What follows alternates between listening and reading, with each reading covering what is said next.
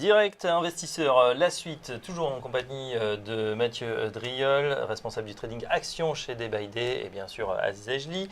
Mathieu, vous nous avez recommandé, en tout cas vous avez observé au niveau des secteurs que ça pourrait être intéressant de se positionner sur le secteur utility, et vous avez justement un exemple de valeur. J'en ai même deux.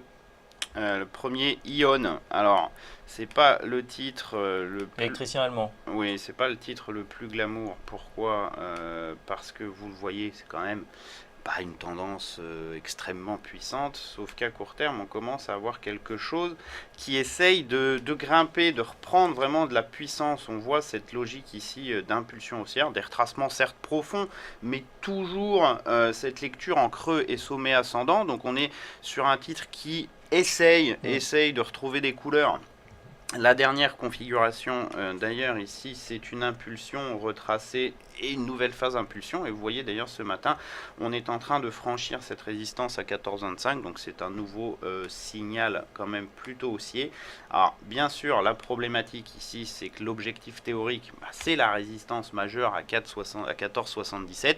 Donc c'est un niveau qu'il faut viser à court terme. Mais bien sûr, sur un horizon de temps plus long, comme par hasard, ça ne sera qu'au-dessus de ce niveau qu'on aura un clair signal haussier de moyen terme et probablement une reprise d'accélération. Dans ces conditions, est-ce qu'il ne faudrait pas attendre un retour peut-être sur la moyenne mobile ou un nouveau creux en tout cas pour rentrer sur alors, idéalement, alors là sur le graphique, le problème c'est les jeux de dividendes, donc je vais me concentrer vraiment sur la dernière patte de hausse, c'est-à-dire celle-ci. C'est sûr qu'idéalement, ce qu'on veut plutôt essayer de faire sur Ion, c'est de traiter entre 14,07 et puis 13,93, entre on va dire le dernier couple creux sommet intraday puis le dernier creux un peu plus majeur. Pourquoi parce que le stop il est actuellement par ici sous 13,50 et sinon effectivement le rendement risque est assez n'est pas assez bon pour rentrer. Donc effectivement vous le voyez, un petit pullback par exemple ici sur le précédent sommet, ça serait idéal. Maintenant comme d'habitude les pullbacks c'est jamais obligatoire.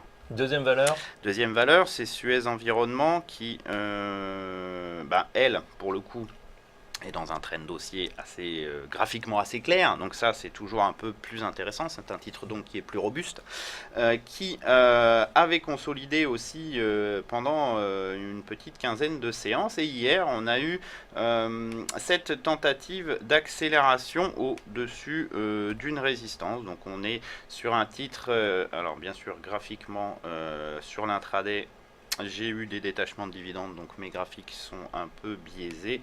Mais si on regarde par exemple ici, donc vous voyez en daily, ce niveau à 18,11 qui avait été testé à 4 reprises ces dernières semaines.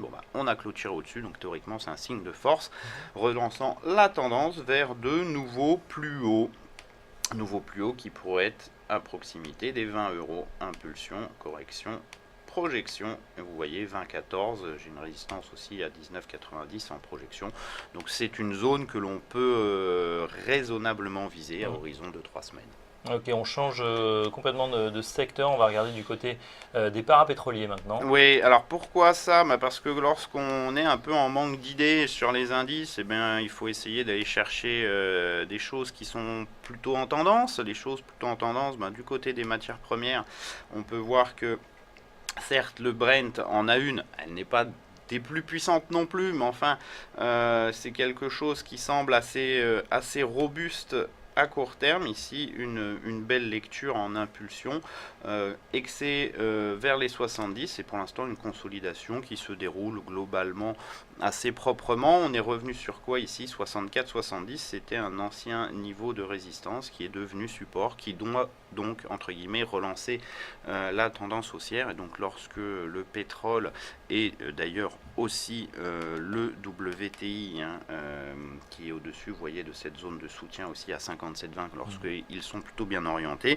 il est intéressant de jeter un œil sur les parapétrolières, dont généralement la valorisation dépend quand même beaucoup de la valeur absolue du cours du pétrole. Alors qu'est-ce qu'on a? On a donc deux titres que l'on peut regarder. Le premier c'est Bourbon, donc groupe Bourbon, qui... C'est pas terrible sur le long terme. Alors, là, vous êtes habitué à mieux côté, côté tendance, oui, effectivement, c'est un titre, vous voyez, hein, c'est à l'image de la moyenne mobile 100, hein, qui est descendante et qui pour l'instant, effectivement, qui coiffe complètement les cours, pas un peu, même complètement, elle est très très propre. Mais pour moi, ça va agir en tant que niveau d'accélération. C'est ça qui m'intéresse en fait sur Bourbon, parce que j'ai ici une lecture en impulsion, une consolidation, c'est-à-dire que le rythme ici de progression est quand même beaucoup plus franc que le rythme de baisse.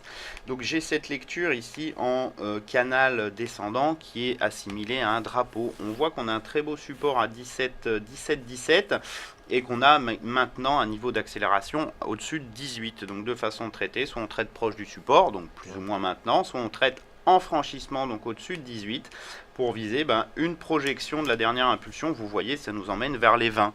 Donc ça nous fait quand même un upside qui est intéressant. Et c'est ça qui m'a plu en fait sur Bourbon. Ce qui est intéressant, c'est surtout qu'on se positionne vraiment pas trop loin du support. Donc on a un niveau de stop qui est assez proche. On a un rendement risque. Un rendement très intéressant. Très intéressant. On a un timing, on a une configuration qui certes n'est pas des plus intéressantes sur le moyen terme, mais qui à court terme peut retrouver de la puissance directionnelle. Et c'est ça qui m'a intéressé. On termine avec CGG Veritas. Alors CGG Veritas, bon, il y a eu un accident de parcours, hein, fin novembre, début décembre, vous voyez ça.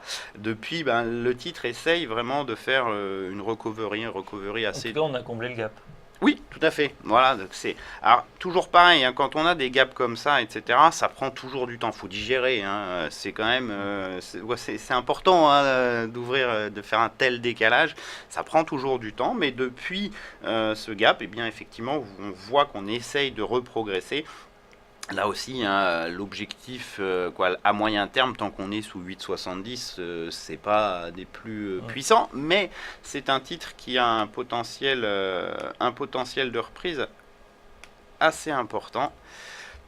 Si on regarde en intraday, on voit vraiment ici cette logique de compression hein, aux alentours des 7 euros. On vient tester, on corrige un peu, on vient tester, on corrige moins, on revient tester, on corrige encore moins. Et donc on met une pression sur la résistance dans cette logique en fait de creux ascendant. Il est intéressant en termes de timing de voir qu'on vient de franchir dans la dernière heure, une toute petite résistance à trader à 6,58.